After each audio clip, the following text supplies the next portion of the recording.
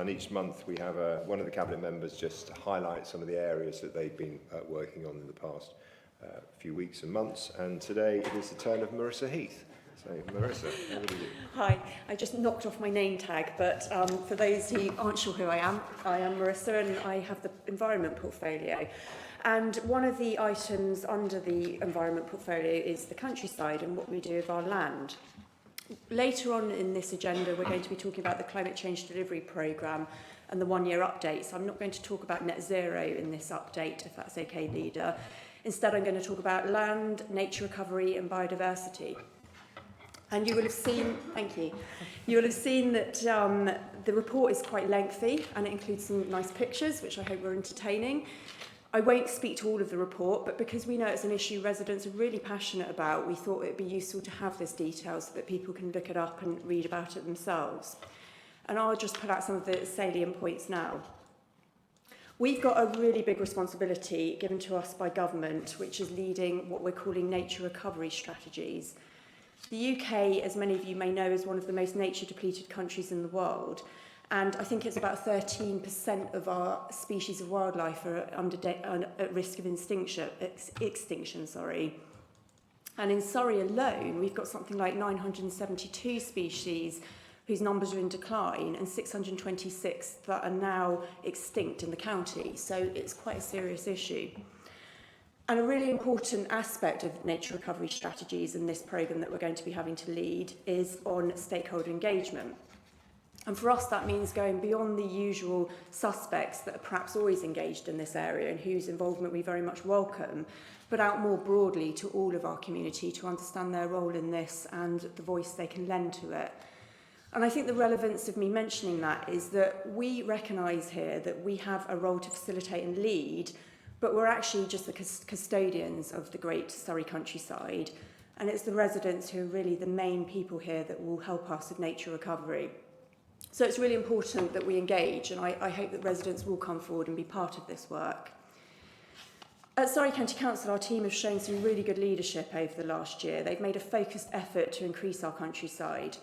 The property team spotted a huge opportunity, and Natalie will tell us more about this in a moment, to take on Tice Meadow. It shows that they really are on the ball in all of our portfolios to take opportunities like this. And if any of you have been to the meadow, you'll see just how phenomenal it is and how the residents have really embraced this, with community groups very much leading the nature recovery there. It's an amazing example that if you build it, or not build it in this case, rewild it, nature will come and visit. It's one of the best areas apparently for bird watching in the whole of the county, in fact the southeast, and I think it's even a leader in the country. Then we've also got the Supranational Nature Reserve in West Surrey, which is mentioned in the report, and we've got some really exciting plans to extend the AONB, for which we're working with government at the moment to look at doing. And of course, we've got the River Thames scheme, which is a massive opportunity. We've put £600 million into this project. It is to deal with flooding, but also it is about nature recovery again and creating more green spaces.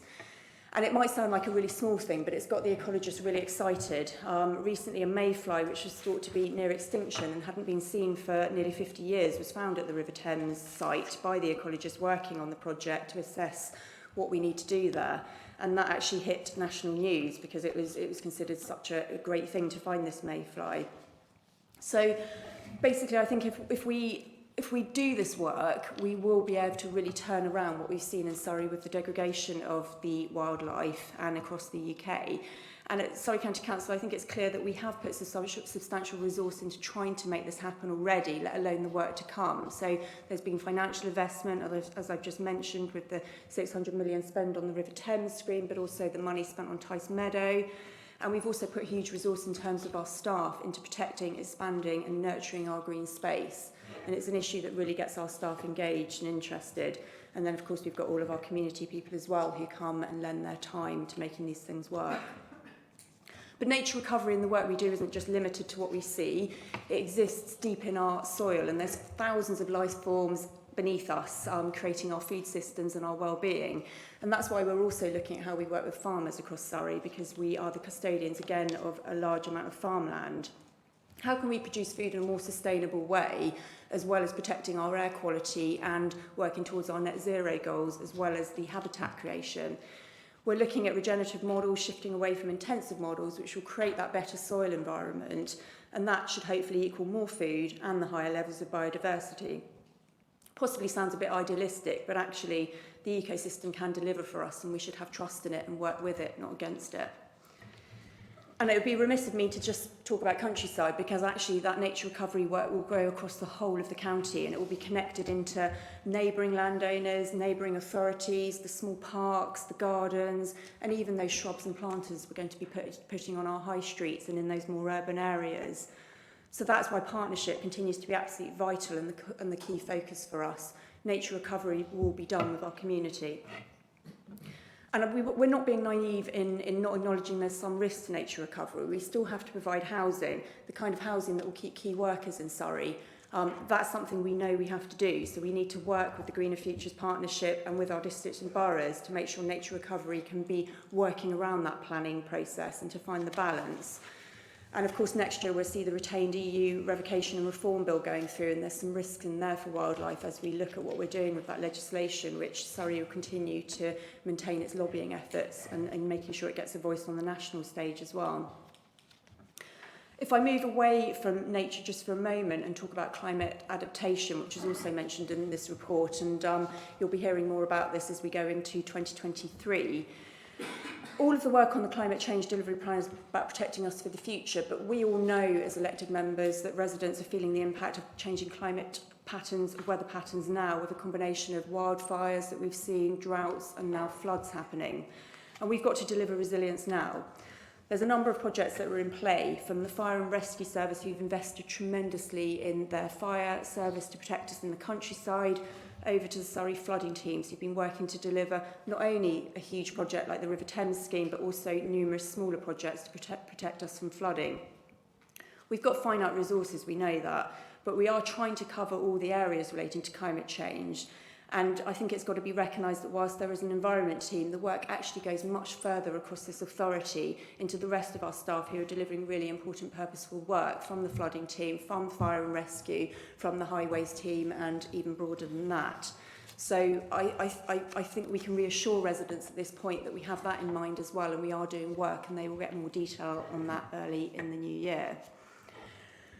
This report touches on an element of the work undertaken by this authority on environment. Later we will talk about net zero as well, which will cover even more of it. But as I've just mentioned, it's not just the Environment Directorate here, it is across this whole county. So there's been huge amounts of work done by the infrastructure team, future planning, from the property team looking at what we're doing with our estate and what we can do with land, and from highways as well, trying to shift us over to more sustainable transport networks.